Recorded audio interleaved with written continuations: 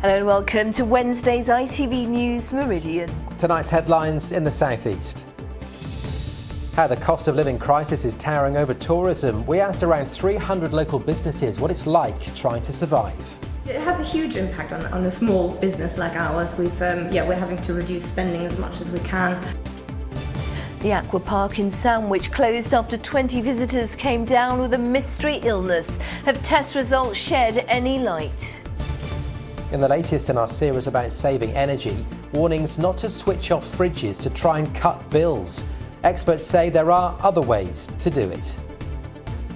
And the children who escaped war for the safety of Sussex mark Ukraine's National Day as part of a sporting summer camp. Good evening.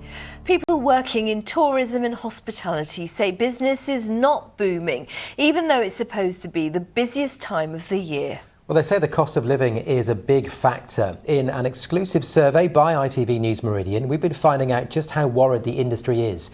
We spoke to almost 300 local businesses. James Dunham has our special report. In 8 years, and not even during COVID, has 10 to 12 seen a time quite like this. Weekends are booming at the Folkestone B&B, weekdays though incredibly quiet, with the effects of high inflation plumping up prices on everything: laundry, waste collection and breakfast. So Lee, you've got some of the items from your breakfast here. I have. And they've seen quite big increases in their prices. Oh, absolutely, James. This has gone up from £4 to £5, which is huge. This has gone up £1.60 to £2, and the crumpets we were talking about earlier have gone up by 30p to £1.30. Collectively, that's a 25% increase, and with any business, there's no endless jar of cash. If it carries on as it does, and the winter is as bad as it predicted, To be, yeah. we may have to sort of like cut people's hours. How difficult is it to put a brave face on this situation? Well, you have to, because when people turn up, you have to have, they don't want to see people with a long face. Sometimes you look at the figures at the end of the week and you don't want to smile, but you have to. We surveyed almost 300 tourism and hospitality businesses across the Meridian region. 5 in 10 have needed to increase prices. 3 in 10 expect to find an overall decrease in customers this summer compared to 2019. But overwhelmingly, 9 in 10 worry about the impact of the increased cost of living. Whilst that will mean very little to the 500 animals at Godstone Farm near Gatwick, the business has made a difficult decision to increase ticket prices to counter rising food costs and an increase in staff pay. We've chosen to increase our staff wages to try and help them. Recruitment is such a challenge. The thought of losing key team members and having to recruit them is more expensive than trying to keep hold of them. Most businesses, certainly small businesses like this, like to know where they're heading, like to have a plan and stick to it. And I can honestly say that the plan keeps changing, and it's just about reacting all the time to a new challenge. And we put one thing behind us and then we're faced with something else. I wanted to see how rising bills are affecting visitors' spending, so I've come to Brighton.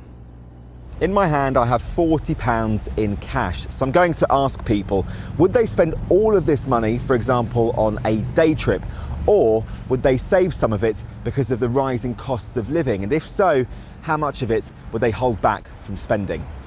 £10. £10 out of that. Obviously, if you're taking money out for fuel, then you have got less to spend in the shops and stuff. About 20, so I'd have this much. So that's half? Yeah, half. A big difference? Yeah, absolutely. No. And that's because my bills have doubled. So £10 out of that 40? Yeah, £10 out of 40, I'd say. So it makes sense to try and cut back while you can, yes, even though it's absolutely. the summer holidays? Yeah, absolutely. Yeah, so lots of free activities this summer, going for lots of walks and to the beach and everywhere where you can spend as little money as possible. Businesses in the city like Paradox Place House of Illusions are feeling that consumer cautiousness. Last summer does not mirror this year, with trade down by half. It has a huge impact on a small business like ours. We're having to reduce spending as much as we can. We've very heartbreakingly had to let a few people go already, and we're trying to think of other ways that we can save money at the moment. And it's causing us a lot of worry. It would be very helpful to have more support measures in place, something like cutting the VAT, like we experienced during the COVID. That would be a huge help. The need for government support felt by many businesses we've spoken to as the cost of living threatens to tower over the tourism and hospitality sector.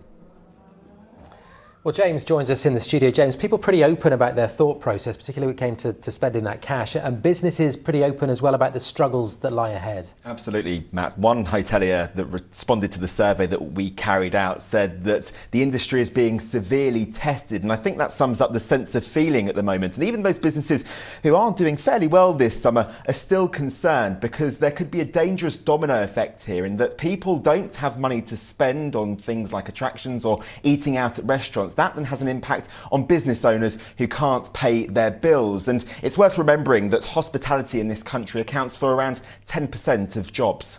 You have to feel for businesses because they've come through the pandemic, now they've got the cost of living crisis, and as we heard, they want help from the government. So what's the government doing? It's been pretty relentless, hasn't it? The government says it understands all the issues that the sector has been going through, and it says that cuts to fuel duty and business rates should help thousands of businesses across the country. But many say that simply is not enough. Any additional support will rely on the Tory leadership contest outcome. Liz Truss promising tax cuts. Rishi Sunak saying that's not the way to go. UK hospitality tonight calling for urgent action. And James, we're going to stay in touch with those businesses, aren't we? Thank you so much, and we'll have more on the cost of living crisis a little later. Now, tourists and other cross-channel travellers have had a tough time of it this week. Eurostar's decision to mothball their Kent stations has proved unpopular with local communities, and hundreds of Eurotunnel passengers spent 5 hours stranded beneath the English Channel last night after their train broke down. Eventually, they were evacuated through a dimly lit service tunnel to a rescue vehicle. As John Ryle reports, it was an experience that caused some to have panic attacks and others to liken it to the scene of a disaster movie. 24 stressful hours after boarding the Eurotunnel train from Calais to Kent with his wife and children, Dan Phillips arrived in Medway after a family holiday made memorable for all the wrong reasons. We're about 10 minutes into the crossing from Calais through to Folkestone. The train came to quite an abrupt stop, and there was a bit of juddering. Lights went out, lights came back on, that kind of feel of emergency lighting.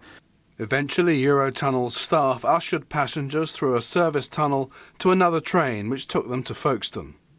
A 10-minute walk in dim lighting that left children in tears and triggered panic attacks in some adults. Trying to, keep our children calm and talking to people around us. There was some children with learning difficulties who were struggling down there. You're leaving your safe place, your vehicle, motorhome or whatever, and you're in a place where they just don't know what's going on. I think that was the biggest issue for so many, that there were no kind of guides of time frame. It was just, we're in here, and then we're somewhere else, and then we're somewhere else, and that was the unsettling part, I think. In a statement, Eurotunnel apologises to the passengers, saying customer safety was put above everything throughout the incident. In a second blow for cross-channel travellers today, Eurostar has revealed that its decision at the start of the pandemic to scrap services from Kent will not be lifted next year.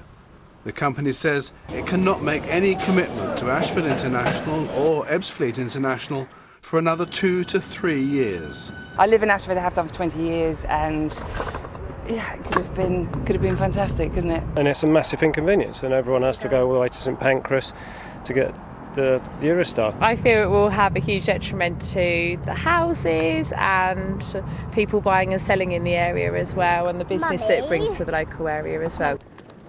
Ebbsfleet is promoted as a park and ride location for continental travel. Ashford was rebuilt at vast cost to handle international services. Now it seems they'll remain domestic stations for years to come.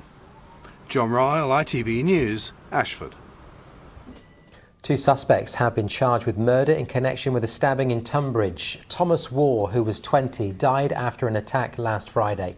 The teenagers appeared before Medway magistrates and were remanded in secure youth detention accommodation to appear at Maidstone Crown Court later this month. 13 people have been arrested in connection with a protest at Clackett Lane service station on the M25 in Kent. Video shot by campaigners shows fuel pumps being damaged and later some people glued themselves to the forecourt. No petrol or diesel was available for a while. There's been another protest at the Thurrock M25 services near the Dartford crossing. Thames Water customers in northwest Kent and South Essex can no longer use a hose pipe with a temporary ban introduced today. The company is joining others around the region in imposing the restriction. Families hit with a mystery illness after visiting a water park in Kent have been told to isolate for an extra 48 hours once they have recovered to stop the spread of any infection. The White Mills Aqua Park near Sandwich was forced to close last week when several families who'd visited fell sick. Authorities are now carrying out tests on the water. Sarah Saunders is outside the park for us this evening. Sarah, the owner's then still waiting for the results of those tests. Yeah, that's right. White Mills is not a chlorinated swimming pool type facility. It is an artificial lake dug into the ground here, and it hasn't been open for very long. Now, it was last week that at least 3 families, more than 20 people, reported symptoms shortly after visiting the park and said they had concerns about the water. Some of them reported feeling violently sick. Among them, the family of Hayley Kite from Ramsgate, her 13-year-old daughter and her 11-year-old son. Annabelle was poorly Wednesday night, Thursday morning. She was very sick, she was very lethargic, spent all of Thursday on the sofa. My son didn't get poorly till later on Thursday, and again, sickness, lethargic. You know, as a local business owner, I wouldn't wish them any ill. I hope it's something that they can sort out very quickly, and then we would love to come back and use that facility. Well, it was only when Hayley saw other people on social media reporting their symptoms shortly after visiting that she realised that her family might be part of a wider trend. Now, the UK Health and Safety Agency has asked people to continue isolating for 48 hours, even once they have become symptom-free. They say that is just a precaution, but they don't want there to be any spread of infection. And it's Dover District Council's Public Protection Unit that are testing the water behind me. Sarah, not very nice at all for all those people affected. What have the owners had to say about it? Well, just a reminder, this place hasn't been open very long, just a few weeks. And of course, with this weather, it's been incredibly popular. The owners told us today that public safety, though, is their paramount concern. And that's why they took the initiative. As soon as there was any suggestion there could be a problem with the water here, they shut their doors. They say they're expecting the test results in the next few days. OK, Sarah Saunders, thank you. Images of 2 men have been released by detectives in Brighton investigating the assault on the seafront. They want to talk to those pictured or anyone who may recognise them. A man was attacked by a group of men near Brighton Music Hall at around 3 in the morning on the 25th of June. He suffered significant injuries, including a broken ankle. Engineering work this weekend will see a limited service from Hastings and Tunbridge to the London Bridge, with disruption expected through Horsham. You're watching ITV News here in the southeast. Thank you for watching us. Coming up, 6 months after the war in Ukraine started, the summer camp that's working with refugees. And the Red Devils see off Premier League opposition. A giant killing in Sussex delights their fans. And remember, you can find more on today's top stories by visiting our website. Just go to itv.com/Meridian. You can call us, the numbers on your screen now, and you can also follow us on Facebook, Twitter and Instagram.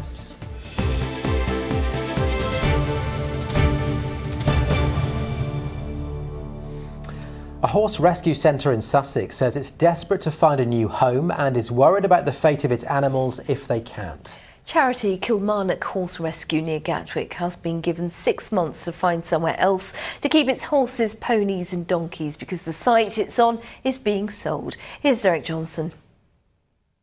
How long have you been here then? 3 years. Carol Jackson by the temporary stables in Sussex, where she looks after neglected and abandoned horses, many of them elderly. Poppy, for example, is a mare who'd been overbred and was due to be put down before being taken in by the charity she runs. But Kilmarnock Horse Rescue has to move in the next 6 months because the 14-acre site is being sold. And that will push us into the winter months, which is our main worry, because these animals are elderly and they need to be in a warm stable over the winter months.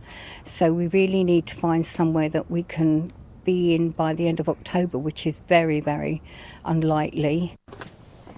There are donkeys here as well as 14 horses and ponies. Most like Millie Molly Mandy would probably have died if they hadn't been rescued. She'd been left abandoned in a field.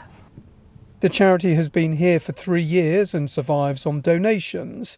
It was previously based near Crawley. It's staffed by volunteers. I get quite emotional actually with the horses, you know.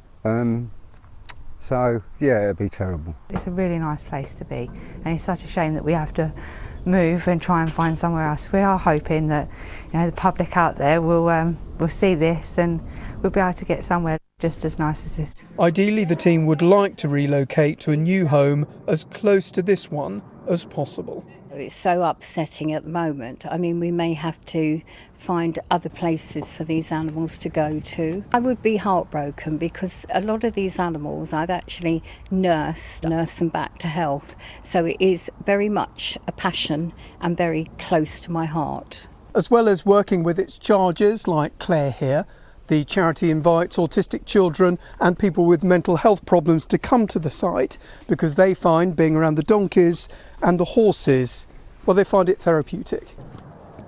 Derek Johnson, ITV News, near Gatwick. And the ITV Evening News continues here with the national and international news at 6:30. Here's Lucrezia Millerini. We'll have the latest from Liverpool as police get closer to tracking down Olivia Pratt-Corbell's killer. Officers warn anyone with information on who shot her dead that now is not the time to stay silent. Meanwhile, friends and neighbours leave gifts in her memory as we learn more about the girl who would go out of her way to help others. Also tonight, Boris Johnson's surprise visit to Kyiv as Ukraine marks its Independence Day. And Scotland's smelly problem is about to get worse as bin strikes spread across the country. Join me for those stories and more at 6:30. Now, in the third part of our series looking at saving energy, we've been investigating practical ways to cut hundreds of pounds from monthly bills, even with prices set to skyrocket. It's after many public health bodies have warned people not to switch off their fridges, with reports that some people are doing so to keep their costs at a minimum. Here's Nick Smith. This recent energy crisis is already a huge source of anxiety for many. If nothing is done to halt the soaring costs, a recent University of York study claims 58% of homes in the southeast will be in fuel poverty by January, meaning householders will be putting a tenth or more of their monthly income towards energy. It's led some to already be resorting to drastic measures, with reports of people turning off their fridges to try and save a few pounds. So what are more practical methods of saving energy? With energy prices having increased so much and likely to do so again. I've been speaking to Rebecca Jones from Worthing, an expert in keeping the costs to an absolute minimum. So this radiator, relatively modern, has got this special control on it, and that means it's got a little thermometer inside it. And will save you quite a lot of money because you can vary the settings around the rooms in your home, meaning that the rooms you're not using you can have on an absolute minimum setting and you're not wasting energy by heating those rooms too much.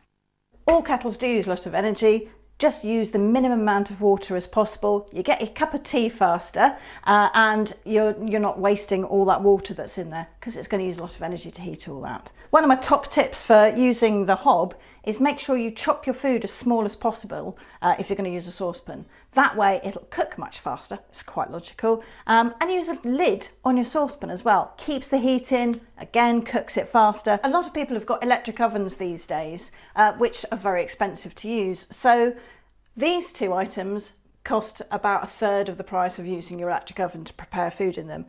If you've got a slow cooker, that cooks for a very long period of time using a very small amount of energy.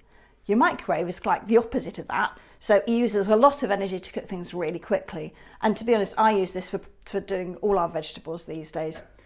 So there's even things you can do with your fridge and your freezer, like the settings and even how you place the food to make sure that it's not using too much energy. That's right. So this is quite well spaced out. That's great because you've got a bit of air circulating around everything. And the settings go to about a 4, so you'd probably want it about a 1 or a 2 maximum. If you are going to use the washing machine, make sure that it's full and try and put it on the coolest setting that you can. That's because your washing machine uses most of its energy through heating up the water. So 30 degrees or even a cold wash is going to be much cheaper than a 60 or a 90 degree wash. Now, your tumble dryer uses a lot of energy, so try not to use that if at all possible. Maybe spread your washing loads out during the week. Use clothes areas in your home if you can. Try and dry your clothes outside wherever you can because that's free, obviously. Small savings like this here and there do all add up, potentially clawing back hundreds of pounds a year for an average household. And with some facing real hardship in the coming months, it could mean not having to make a choice between heating and eating this winter. Nick Smith, ITV News. Any tips welcome as long as they help us save those pennies. Yes. Sarah's with us now. Sarah, what scenes in Crawley last night? Yeah, celebratory scenes. Thank you, Sangeeta. A place in the third round of the EFL Cup was up for grabs last night, and the result of the evening was secured by Crawley Town. They put their poor form aside to pull off a shock win over Fulham in front of a packed Broadfield Stadium, and that's where our roundup begins. Crawley Town sit near the foot of the League Two table, having lost 4 of their 5 opening games. Last night, though, cause for celebration against a Premier League team sitting 84 positions above them. Crawley made the perfect start, Tom Nichols slotting home on 16 minutes. And despite their top-flight opponents enjoying long spells of possession, shots on target were scarce. And Liverpool loanee James Balagitsi sent them through to the next round. An evening understandably described by manager Kevin Betsy as unbelievable. So our team was very, very young today, and a lot of players making debuts, and you know they put in fantastic performance, and we know we were going to need a level of depth in the squad. So we're so proud of the players tonight. A memorable night at Gillingham too, as Neil Harris's side saw off the team which they swapped leagues with last season. As they went down, Exeter went up. Last night though, with the result decided on penalties, Gillingham came out on top. Jake Turner turned the tide in their favour, keeping out Josh Key's spot kick before David Chutonda struck to send his team through. Great results, and Brighton can put their name in the hat tonight with victory at League One Forest Green Rovers. Graham Potter has suggested he will make changes to the side that beat West Ham 2-0 in the Premier League on Sunday. It's an important game for us because it gives us a chance to look at some guys that maybe haven't played so much, and some of our younger ones as well. So it's an important game, but we want to go there and win, but we know we're playing against an opponent that will do the same as well. And the draw for the third round will take place later this evening once tonight's matches are complete. Finally in cricket, Sussex are through to the semi-finals of the Royal London One Day Cup. Sussex topped their table with victory over Middlesex, and Kent meanwhile are through to the quarter-finals following a 2-wicket victory over Lancashire. They'll now play Leicestershire on Friday. An exciting few days ahead. Great stuff, Sarah. Good to have some good cricket news at the end there. Thank you. Boris Johnson has insisted Ukraine will win in the war against Russia. He was speaking on a surprise trip to Kyiv exactly 6 months after Vladimir Putin launched his invasion. The outgoing British Prime Minister also announced a new £54 million package for Ukraine, including 2,000 new drones. It was welcome news for President Zelensky and his team. But closer to home, people in Sussex have been marking that 6-month anniversary and also celebrating Ukraine's Independence Day with song, celebration and cricket. As Tony Green reports, for many it was a bittersweet event, far from their mother country, but at least far also from bombs and violence. Singing the national anthem on their national day, all of the children at this summer camp in Sussex are refugees from Ukraine. They might live close to one another, but for many, this is the first time they've met. They've been brought together by the Change Foundation, a charity that uses sport to change the lives of young people. What we found is that a lot of the children didn't know each other. So they've developed this whole network of new friendships. They can speak Ukrainian, and along with that, the mums didn't know each other either, and they've developed a self-help group amongst themselves, and so they've developed friendships which will last well beyond the summer camps that we're running during the holidays. The day involved boxing, football and an introduction to cricket. 6 months after Russia invaded their home country, a normal life has never been so highly prized. Mothers of the children here have said how fantastic the children have found it. They said it's been like the first happy time that they've had since they've come to the UK. One mother told me that it's the first time she's heard her son singing. And as mothers, we can totally, not completely relate, but we would hope if our children or we as families had to come to a different country, that someone would take us under their wing and provide something like this for our children so that they can just be children again.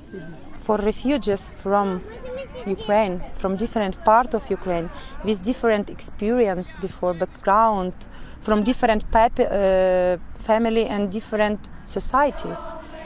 Now it's very important to meet each other here, to celebrate this day together, because everybody, reading the news, talking with the family from Ukraine, and it is very difficult to be here and know that there is not so good, there is dangerous. 3 times a day they listen in sirens, and now in the Independence Day all Ukrainians should be at home because very high level of dangerous for all Ukraine, and they couldn't celebrate normally, but we can. There may be more camps in the future, but the hope here is that future allows these refugees to return home. Tony Green, ITV News, Ditchling. Good shot at the end there. Let's get a check on the weather forecast with the details. Here's James.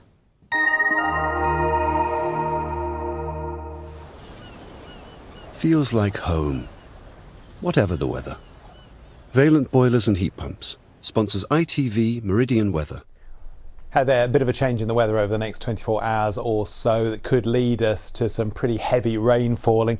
Weirdly, it's not associated with that front, although that will give us some more settled, cooler conditions as we head towards the bank holiday weekend. The issue is that we've got a bit of a plume coming up from France. So even before that front arrives out towards the west, this plume brings us some very heavy and thundery showers, very unstable air, so it could be quite hit and miss.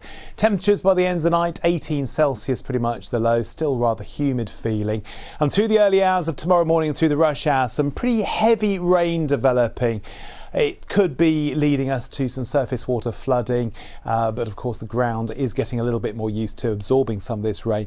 Once that clears away, a few leftover showers from the original front we talked about, but hopefully some brighter weather developing too.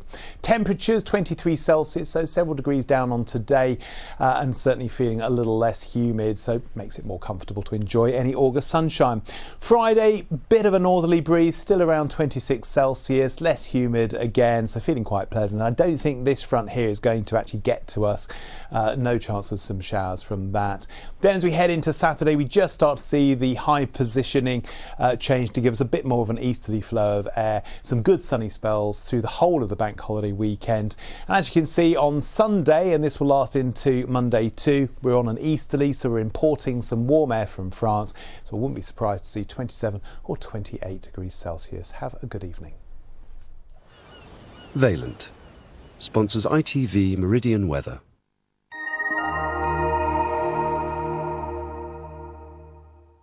And that is it from us for this evening. As ever, though, the ITV Evening News is coming up shortly with Lucrezia Millerini tonight. And I have the pleasure of presenting your late news this evening. Join me just after 10:30. From all of us here, thanks for watching. Bye-bye. Bye-bye.